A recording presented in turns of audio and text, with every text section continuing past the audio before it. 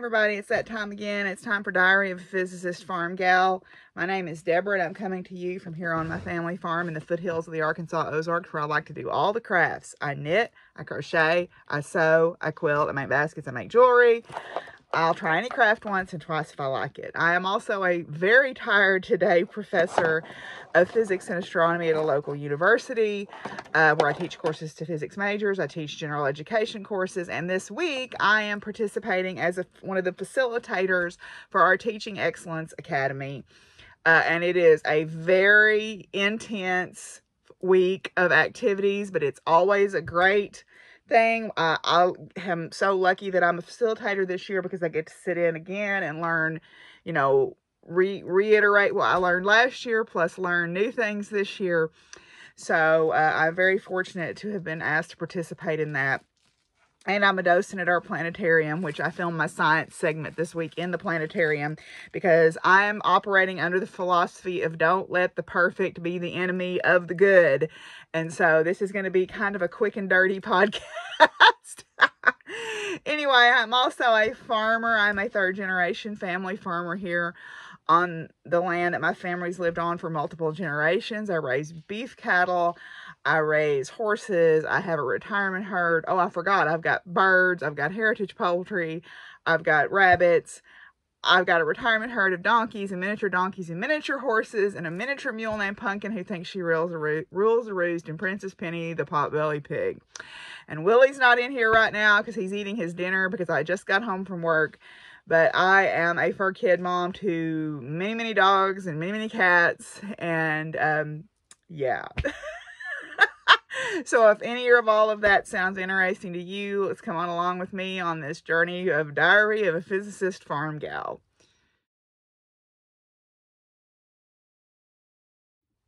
Okay, if you're looking for us on social media, you can find my farm Facebook page, Buckthorn Farms. You can also find me on Instagram and on Ravelry as Doc Firewoman. I do have a Ravelry group for the podcast, but I'm not active on there too much right now because I know it's not accessible to everyone. I am also, there's also a Facebook group for diary, it's called Diary of a Physicist Farmgal Podcast, where people share pictures and stuff, just kind of as motivation for each other. And we have a Zoom meetup, and I want to say this. I don't know exactly what time yet, but on Saturday, July the 2nd, that is my birthday. I will be 53 on that day. God, I can't even believe that when I say it out loud. I don't feel 53. Anyway, I'll be 53, and I would love if you would come hang out with me on my birthday because I'm going to give you a couple of giveaways as my present to you. So I don't know exactly what time yet because we had to move the barn birthday party around. But anyway, I will post something on Instagram. I might do a little announcement on here. We'll see. But at any rate, Saturday, July the 2nd, be watching out for Zoom that day. We're going to have birthday cake and just hang out and craft. Let's see. If you'd like to support the podcast materially, I appreciate the support that so many of y'all give me just verbally. That means so much to me. I do appreciate my friend Ashley gave me a bunch of things to add to my giveaway pile today. So I'm so grateful anytime anyone spends their time and energy or gives me something that they've spent money on.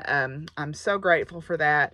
But if you would like to support the podcast materially, I do have a Ko-fi account where you can donate and help pay for postage or pay for the Zoom group or pay for my, internet service that I use for my website or whatever, and for my email. If you'd like to donate, that's certainly not required or even expected. So if you want to donate, great. And if you don't, that's fine too. So anyway, let's see. Yes, giveaways. Okay, so giveaways. If you want to participate in the giveaways, you need to fill out my Google form. There's a link in the description, which I'll put up sometime within 24 hours of this video going up. I'll put the link in the description, but it's in my older videos. You do need to fill out my Google form. You need to be at least 18. This is not sponsored by YouTube or anything in any way. These are just things that I had that I thought you might enjoy. There is no monetary value to your prize, so if it gets lost or damaged, you don't get any kind of compensation, and you do need to be a subscriber to the channel, please. So, yeah, so last time we had a giveaway for some vintage crochet leaflets here. There were 4 of them. And there were 4 people who said they were interested in these leaflets. So the person that it drew out was Rachel Wright. So Rachel, you got the crochet leaflets. Yay! Yay, yay. So this time's giveaway is a couple of patterns that Ashley gave me. They are part of the Let There Be Night series by Funk and Weber Designs. Okay, they're little smalls. Okay, there's 2 of them. There's one called Lovely Night, which is, I suspect there must have been like a monthly theme of these. So I don't know that, but I suspect that that was the case, because this looks like a Valentine's Day one. So this is Let There Be Night. And this one is called Dead of Night. So it's a Halloween one. Okay, so if you would like to win Lovely Night, the keyword is going to be Cupid. Cupid. So there's a Cupid up there about to, you know, shoot that couple with the arrow. Yay. And you could even tweak that couple to make it, you know, less heteronormative if you would prefer. And on this one, let's say Ghost. Let's say Ghost. So we got Dead of Night, Ghost, and Lovely Night, Cupid. Okay, so if you're interested in winning these cross-stitch patterns, just say that. These are 64 by 100 stitches, so not super small, but small enough that you could do them. Yeah, so it looks like these are stitched on black, so you don't have to fill in all that black if you don't want to, or you could if you really want to. That is up to you. I would not do that. I would stitch them on black. But anyway, so here you go. That's our giveaway for this week. So let's move on now and talk about finished objects.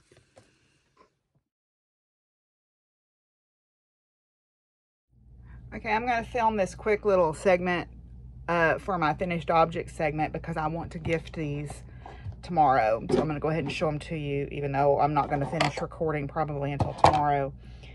Our instructional designers from the Center for Excellence in Teaching and Academic Leadership do an amazing job. They make us look great. They work their tail ends off.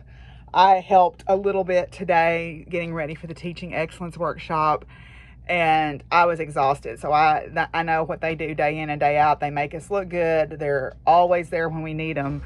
They're great. So I wanted to make something to give to the 3 of them. There's Leticia, Jessica, and Vicki.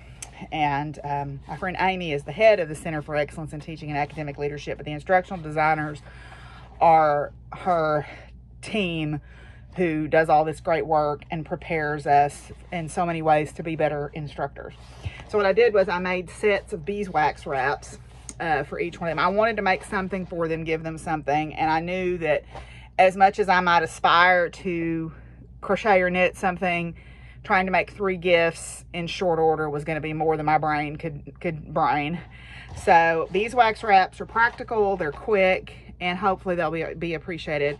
So what I did was I had some fat quarters of fabric, and I just picked out 3 and dipped them in beeswax pellets. I've made these before. I've talked about how to make them before. I'm sure you'll see me make them again. So just to show you really quick, I'll just show you quickly. These are for Leticia, because I know that she has a dog. So I made her the one with the dogs on it. So, and I prepared a little document that tells them how to take care of them and how to refresh them if they need to, and some do's and don'ts. This is some Valentine's Day fabric, but I thought it was really cute. It says Live, Laugh, Love on there. So these are for Vicki. And then these, again, are some Valentine's Day fabrics with some hearts and arrows and things. And these are for Jessica. So I'm going to tie a little ribbon around each one of these. And if I get a chance, I'll give them to them tomorrow. If not, I'll save them for later in the week. I just wanted to do something, a little something to say, hey, I appreciate you. So hopefully they will find these useful. And yeah, so we'll add this into my finished object segment. Okay, so I have some finished objects to share with you. Jessica's podcast, Two Sticks and String, the monthly Color Your Stash has been rainbow. So that motivated me to use up some of my rainbow yarn. So this is the Jiffy Cowl. I forgot to look up whose pattern this is. I apologize. This is called the Jiffy Cowl. It's just a simple crocheted cowl. And I don't even know what yarn this is. This was some yarn somebody gave me. So this was a quick little project to use up some super bulky yarn, or bulky yarn, I guess, that was super colorful. Somebody said it reminded them of Fruity Pebbles. So anyway, this is a really good, this would be a really great beginner project because it's just single crochets and double crochets and chains. That's it. Well, yeah, there's chains in it. Yeah. So super simple project, really quick to make. I actually made it a little bit longer than the pattern called for. It was supposed to be a little bit narrower, smaller circumference. So I made it a little bit larger circumference here that, you know, just because I wanted to make it a little bit bigger, make it a little more versatile in terms of wearing it. But anyway, this is the Jiffy Cowl. And if you look on my project pages on Ravelry, I can give you that information, or you can message me privately if you think you'd like to make one. Okay, so then my next project is the Serene Hat, and I forgot to look up this person too. Wait a second. I've got the pattern, I think, right here, so I can look this up. Serene, not Celine as in the moon goddess, but Serene Hat. And this is a pattern by Maria Lepisto, and it's got an umlaut over the O. I believe they are Finnish. And so this is meant to be like a tam or beret slouchy fit hat. So, oh, forgot to weave in that end. Okay. But anyway, so the way it's made to fit like a tam. So it's got some slouch back here that you can stylishly fix when you're not in a hurry. Okay. This is a DK weight pattern, and this yarn is called Sun Showers. My friend Carrie dyed it back when she had a yarn dyeing company. She is no longer dyeing yarn, but isn't that beautiful? Such beautiful yarn. I love how it worked out. My little progress keeper is from I think Vanessa sent me that. It's from Tilting Planet. So it's got little glittery stars inside that. It's like a snow globe effect. So yeah, so there's that. This one I just finished today while I was sitting at the Teaching Excellence workshop. This is the Andromeda Doily. The Andromeda Doily is by Karen, no, that's the wrong thing, I'm grabbing out of there. Karen Ashamer, okay, Ashamer. I believe she is either Finnish or Icelandic, let me see. Oh, I don't have it on here. But her pattern company name is also called Virklust. Virklust. This is the Andromeda Doily. It's an ocular shape, an oculus, or a football. It's a football-shaped doily. It's 23 rounds, so it's fairly quick. Okay. And just a pretty little thread project that I wanted after making my blanket. I wanted a little project. So here we go. And I do enjoy a doily. I like the connectedness it gives me to previous generations. So that ancestral feeling that you get there. Not necessarily my ancestors, but just, you know, our crafting ancestors, right? So that's the Andromeda Doily. I guess it's supposed to be kind of shaped like a spiral galaxy. Alrighty. Now, I finished my blanket. So let me get it here. I have not woven in the ends, but this is the Fall Mandala Throw. It is available for free on the Yarnspirations website, and it is done. So let me pull that out here. Let's see which is the right way. Okay, so here it is. So this is the Fall Mandala Throw. As I said, it's a free pattern on Yarnspirations. Okay. And I'll try to put a picture in of it all spread out where you can see it. This is a 50 round lap blanket, basically. It is a yarn eater. It's a great way to use up partial skeins. And it was a very quick, I think I did this in 10 days because this is all I wanted to work on, as y'all know. So it is a yarn eater, but it is very well written. It's very clear and just a super simple project. And in fact, since it was a free pattern, a couple of my friends from the Teaching Excellence Workshop expressed some interest in it.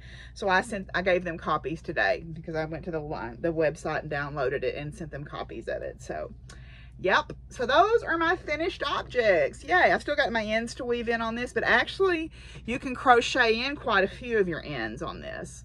The way it's, some of the rounds don't lend themselves to that, but some of them do. So it's a great yarn eating project. I think there's 7 different colors of yarn in this blanket. So, and this coral yarn here actually was a variegated yarn. So you can see it got darker as you work your way out with it, because this was it to start with, and then it ended up this very hot coral color here. So, but anyway, so those are my finished objects, and we're going to move on and talk about whips. Okay, so my whips are, some of you have seen before, some of you have not. So I'm not going to show my sweater. I'm just still working on the sleeve of my sweater, so there's really no point. Y'all know what it looks like. So I'm going to pass over that for this time. But I will show you the little bit of progress I made on my cross-stitch whip. I have not been focusing on cross-stitch this month, so I'm taking a little bit longer to finish this, but I have done a little bit of work on women's rights or human rights. This is part of the We Believe Shawl by Notorious Needle, and it has given me some of the prompts for the Stitch for Pride that Dee's 20 Stitches is doing. I really wish that y'all would go look at that information that they put together, because it is just an amazing amount of labor went into putting together that information for Stitch for Pride, and I have learned so much. So I will hope that you will go over there and have a look at that and enjoy some of the fruits of Dee's labor, because they really spent a lot of time working on that. Okay, so not very much done on that, but I do have some progress. My poor unicorn is without a face, but I got my eyes, so I have a unicorn neck, body here, and neck and ears, so I just need to do the face. My eyes have arrived. I just need to do the face, so I've got that much done. But I have, while I was waiting on my eyes to get here, I did get started on the mane. So this is where the rainbow comes in for this project for June. Okay, so this got a couple of different mane options, but I opted to go with the ruffled mane effect. And I'm on the 1, 2, 3, I think there's 6 curly cues, so I'm on the next to I'm on the last curly cue to finish the mane up. Okay, so yay, hopefully that'll be done. That'll be a finished object by the next time I podcast. So, which I want to try to podcast my birthday weekend, but we'll see how that works out. I don't know if that's going to work or not. Okay, so then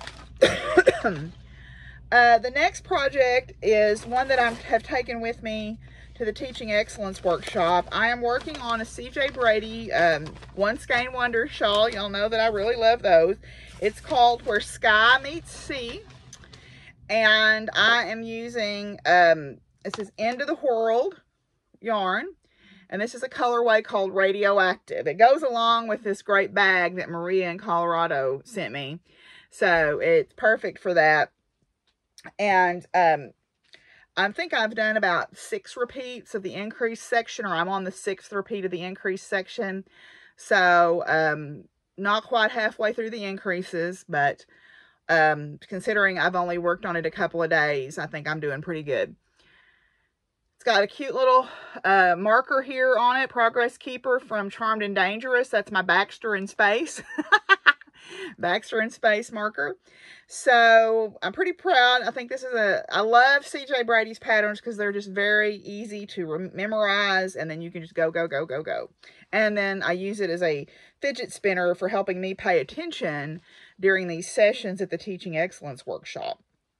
So it is a way for us to pay attention. Now, normally people go, you don't pay attention, but one thing that they have done is neurodiverse people like to have a manipulative. They like to have something on the table. So there's all kinds of tactile manipulatives on all of the tables. And it's amazing how many people are just gravitating toward picking those up and using them to help pay attention. My last work in progress that I'll show is in one of Charlotte's bags from April 9 Designs. It's a doggies and kitty cats bag here. And she always gives you a cute little progress keeper too. So this is the Cumulus Cowl. This is Knitting Expat. This is a pattern by Knitting Expat. It is the same texture as one of the sections of the Changes Shawl. All right, so I think I've done 2 repeats of the pattern, and you're supposed to do about 11. They don't give you indication of the number of repeats. They just tell you how long it should be. So let me get this twisted around here where you can see what's going on with it. All right, there we go. So I'm knitting this out of Nerd Girl yarns. It's fingering weight held double. The idea was to use minis, but I didn't have any minis that I wanted to use. So I'm using some of their variegated yarn. Okay, this was a color, because the variegated yarn is a colorway called Back from Earth. And then the gray is a colorway called Abnegation. And this is their swanky base. So it's got some silk in it. So it's a very silky feeling, luxurious feeling cowl. So that twisted texture there where you wrap, the wrap section, that's the part that's modeling after the Changes Shawl. So you knit this till it's about 10 inches from the cast on edge, and then you do some 2x2 ribbing to finish it off. So I'm basically just going to knit until I get tired of it after that point. And I'm probably going to try to use up as much of this yarn as I can. So, but that's supposed to be, you could probably use DK weight yarn. Is that what fingering held double is a DK weight? I don't know. But anyway, this is, yeah, that's what I'm doing, is I'm using fingering weight held double for this. So very pleased with that. So that is all of my future crafting, or not future crafting, works in progress. What I was going to say is, in the interest of getting this done, I'm not going to do future crafting or acquisitions. I do have a book that Sally sent me that I want to show y'all, but I'm going to save that for when I record on my birthday weekend. And I've got a really cool t-shirt that Ashley and I ordered together that I want to show y'all, but I'm going to save it for my birthday weekend too. So, we're going to move on then and talk about some science. And I recorded that in my, in the planetarium. So I mentioned the Atacama Desert, and it is a place that is extremely dry. It's a place, if you're an astronomer, you know about the Atacama because there are a lot of telescopes located in that part of the Andean range. And if you're a fan of Top Gear, you may remember when they were driving across the Atacama. And they made some comments about how life doesn't even exist there on the cellular level. The Atacama, I thought I would talk a little bit about it. It's about a 990-mile strip of land that's on the Pacific coast of South America, and it is west of the Andes Mountains, and it is the world's driest non-polar desert. Now, it turns out the poles are actually fairly dry. There's very little rainfall at the poles, and it is the only true desert that receives less precipitation than the polar deserts, and it's also a fog desert, so there's very little moisture there at all. It's actually been used for simulation sites for Mars exploration, which is kind of cool. And it is mostly stony terrain, no vegetation, and then there's some salt lakes. Now, why is it so dry?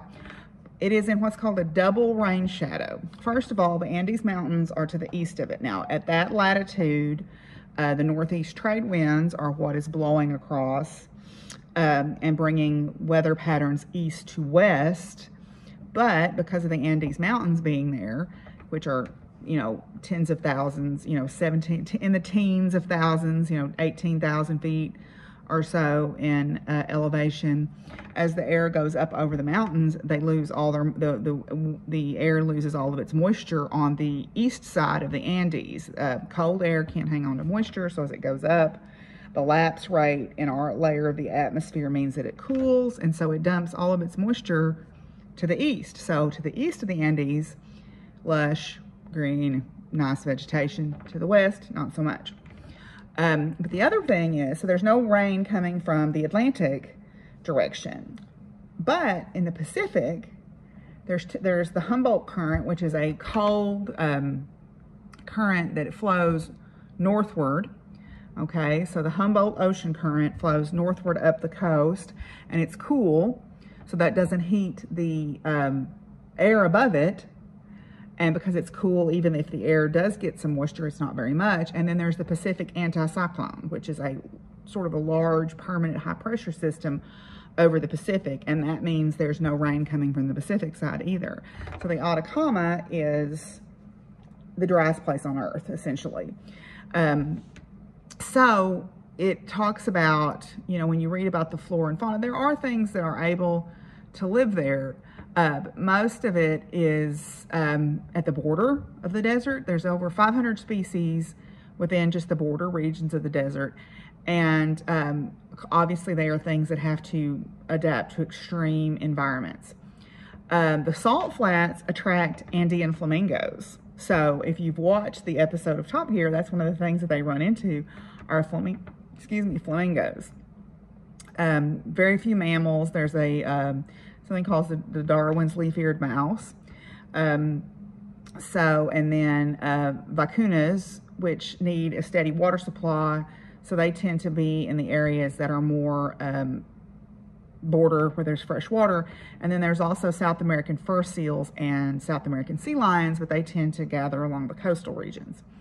So sparsely populated with human habitation, but there is evidence that at one point there was, because of the difference in climate over the millennia and eons, there was vegetation there. So there is evidence of population. Most of the towns are located along the Pacific coast. There were some oases that were populated by pre-Columbian societies and things like that. So anyway, so the Atacama Desert, and again, it talks in this article that I'm reading, it talks a little bit about the different observatories. There's 3 major observatories run by the European Southern Observatory, and those include La Silla, Paranal, Llano de Chanator, and Sierra Armazones, which is going to be the site of the future extremely large telescope. You know, we're not very good at naming our stuff sometimes. But anyway, there's also telescopes that are owned by Chile, Japan, United States, and Canada. There's a radio telescope array down there called the Atacama Large Millimeter Array, because we talked one time about interferometry, and they have these large telescopes that are linked up by computer, which makes them effectively the size of the baseline between the most distant telescopes. Anyway, so there's also, some sport events. There's some car rallies and things like that are located there. There's a foot race. No, thank you. And then there's the salt flats there, which makes it very nice and flat. There's also a marathon running up an active volcano, which I'll also pass on. But anyway, so because of the geology of the area, there are some geysers and there are some hot springs and things like that there as well. So the Atacama is a starkly beautiful place, but not hospitable to say the least. Anyway, so that's your science sprinkle for today. So now we're going to move on and talk about farm life.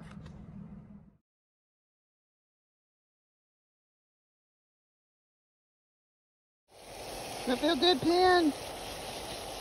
Does that feel good? Oh, that feels good. Yeah. Yeah, she's a good girl. Pen. It's so hot, I'm having to water frequently. But look, my tromboncinos. Look at them. Look at them. Yay! Gonna have tromboncinos. Gonna have to make some slings for them. Just trying to make sure I keep the squash bugs off of them.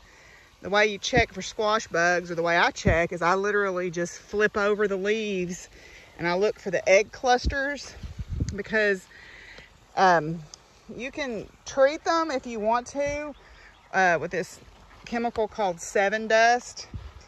I don't want to use that because it's bad for the pollinators. So I go through and look for the egg clusters on the undersides of the leaves and scrape them off. And then if I see any of the adult bugs, I catch those and they get put in the vicinity of the chickens. I'm not going to say they get fed to the chickens, but you know, circle of life kind of thing. So anyway, so I've been coming out here once or twice a day, just flipping over my leaves, looking for egg clusters. And if I see any, I destroy them. So I'm having to water quite a bit because we're having record high temperatures and no sign of rain anytime soon. So this time of day, I mean, it's not optimal to water this time of day, but this is the time I've got this week. So, oh, see, okay, so there's some egg clusters right there. So I'll just take them and scrape them off with my finger and smush them. Smush them with my finger and make sure I got them all. And then that'll hopefully at least keep them knocked down to a dull roar, because what happens is when they emerge, the nymphs they kill the plants. They'll eat on the plants and kill them, and they can kill them quick. So I try really hard to stay ahead of them by inspecting the leaves at least once a day if I can, you know. So, and the adults can fly, so they're a little harder to track down sometimes. But yeah, so squashes are coming along. So these are some of my tomatillos, and this is what a one that's ready to harvest looks like. It'll swell, they'll have this little case around them, and as they get closer to being ripe, they'll swell up and they'll fill that case up, and then eventually they'll break it open. So I usually like to try to get them either right before or just as they have split this case open. So like, for example, this one is getting pretty close. See how it's starting to open up on the bottom? So I'm gonna go ahead and pick that one too. So those are my tomatillos. Well, this, my dear friends, is a tomato hornworm. They make a really pretty moth, but unfortunately they eat up my tomato plants. So he can't stay, or she can't stay. They will be introduced to the vicinity of the chickens. So, yep, that's a tomato hornworm.